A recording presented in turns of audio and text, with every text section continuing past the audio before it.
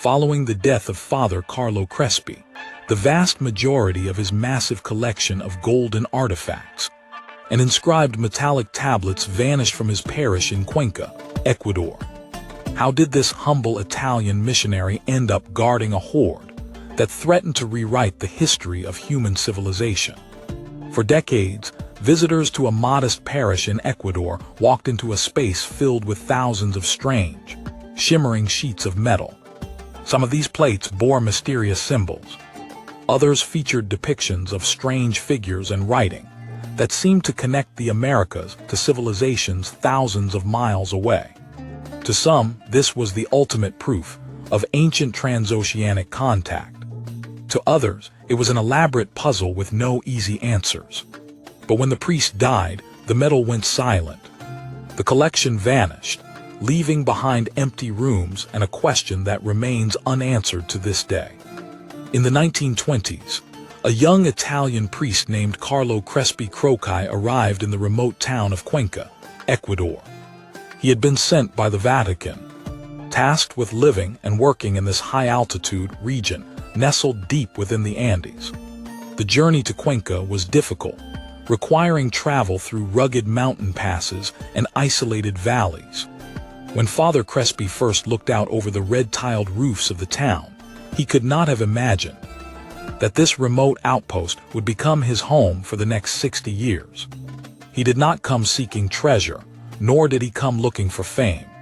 He came as a missionary, dedicated to serving the local people and building a life within the community.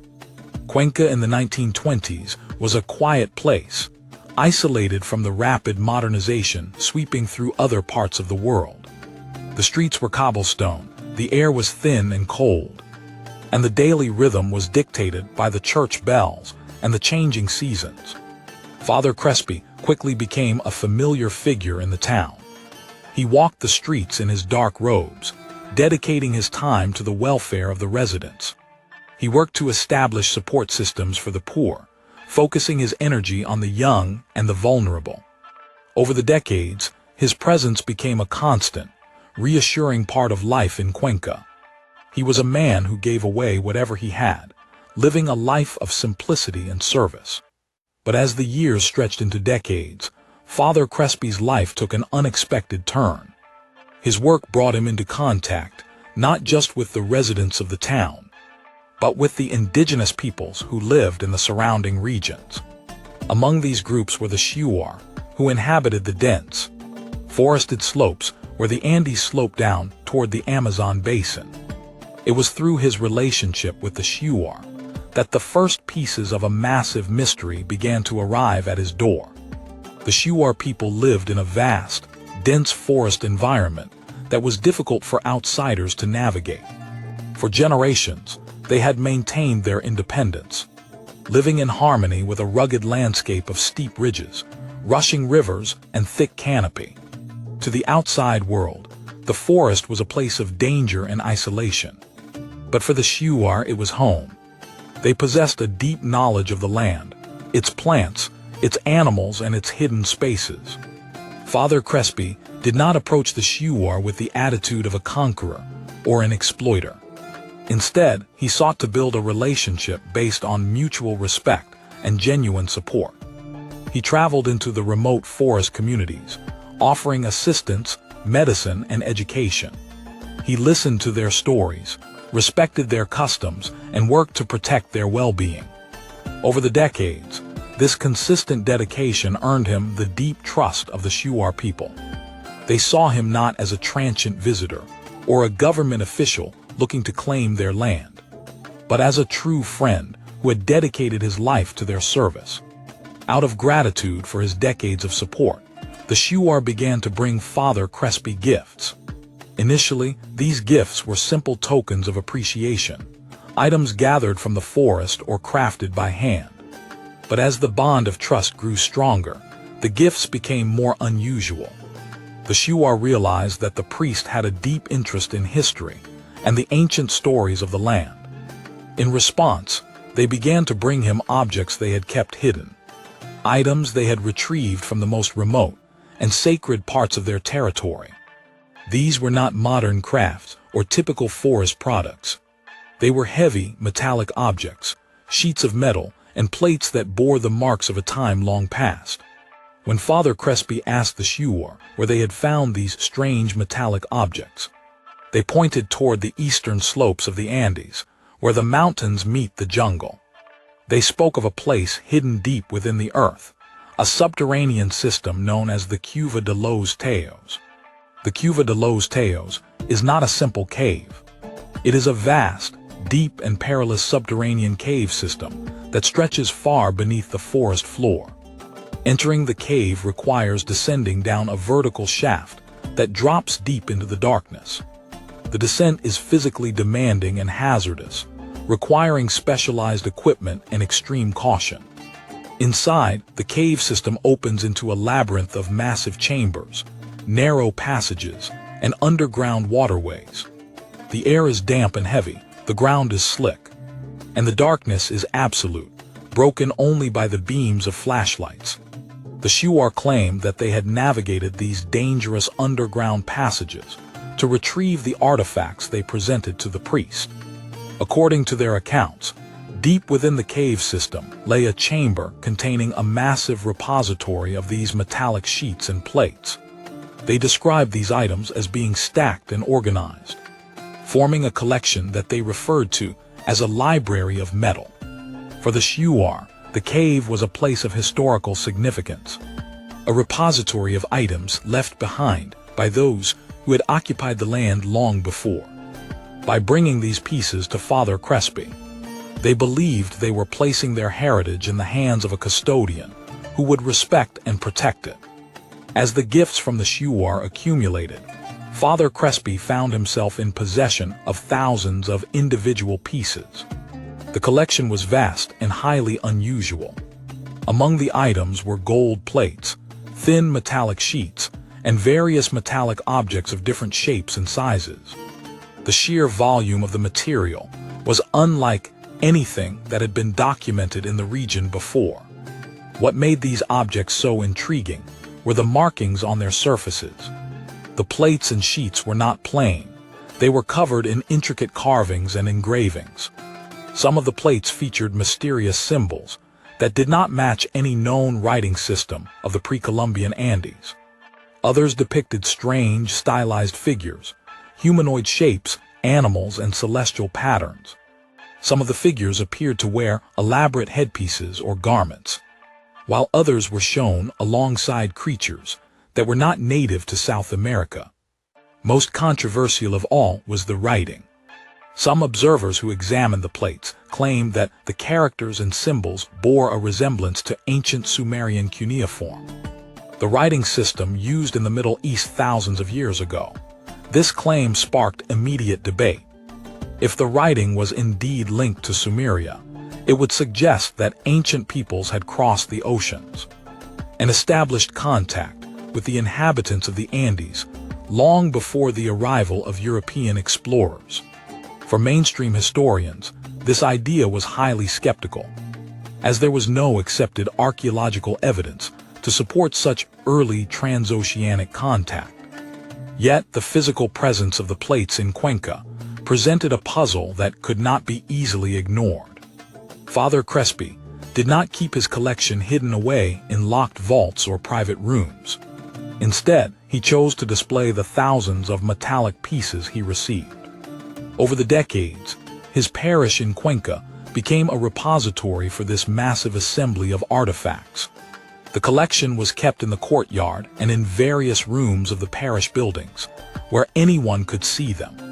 The display was not organized like a modern museum. There were no glass cases, no detailed labels, and no security guards. Instead, the plates and sheets of metal were piled and stacked, lining the walls of the courtyard and filling the rooms. Visitors to the parish could walk among the stacks, touch the cold metal, and examine the strange carvings under the Andean sun. Father Crespi welcomed anyone who wished to see the collection, showing the pieces to locals, travelers, and researchers alike. Despite the potential material value of the gold plates and other metallic objects, Father Crespi refused to sell any part of the collection. He did not view the items as personal property or as a source of wealth.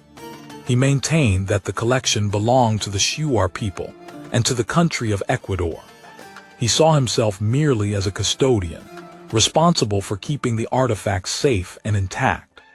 This refusal to monetize the collection added to his reputation as a man of integrity.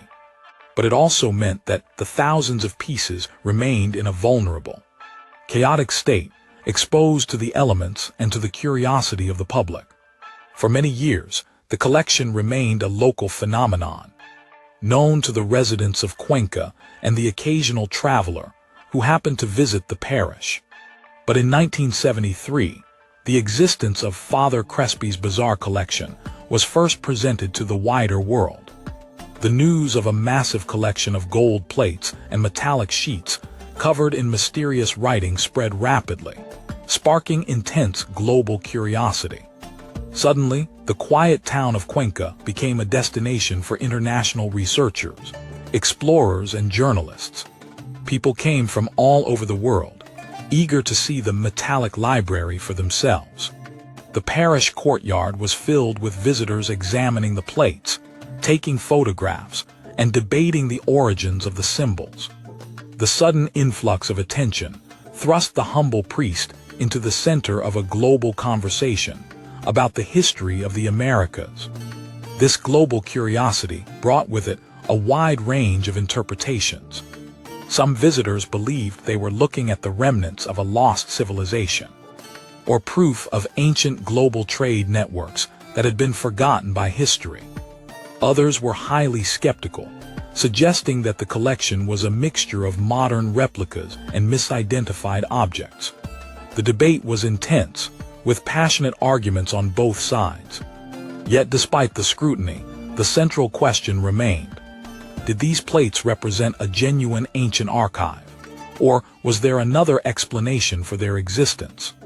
Father Crespi continued his work in Cuenca, guarding the collection and serving his community until his death. He had spent 60 years in the town, becoming a beloved figure whose life was deeply intertwined with the history of the region. But following his death, the story of the metallic library took a sudden and mysterious turn. The vast majority of the golden artifacts and the metallic library disappeared from the parish. The rooms that had once been filled with stacks of shimmering plates were left empty. The collection that had drawn global attention and sparked intense debate was gone, leaving behind no clear record of where it had been taken or who had removed it. The disappearance of the artifacts created a void that has never been filled. Numerous theories arose to explain what had happened to the collection. Some suggested that the objects had been moved to a secure location for safekeeping, while others feared they had been scattered, lost, or melted down. Despite various search efforts and investigations, the physical plates remained missing, and the truth of their origin and destination remained unsolved. The physical collection of Father Crespi may have vanished, but the questions it raised continue to linger. Did an Ecuadorian priest really possess a collection of ancient metal tablets? The photographic records and the testimonies of those who visited the parish confirm that he did indeed hold thousands of metallic pieces, many of them covered in strange symbols and figures.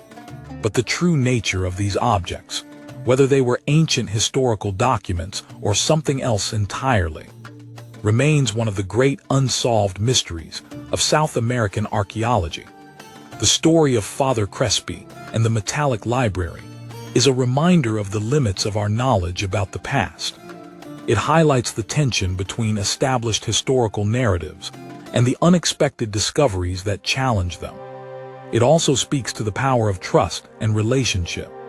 The collection only came to exist because of the decades-long bond between an Italian priest and the Shuar people.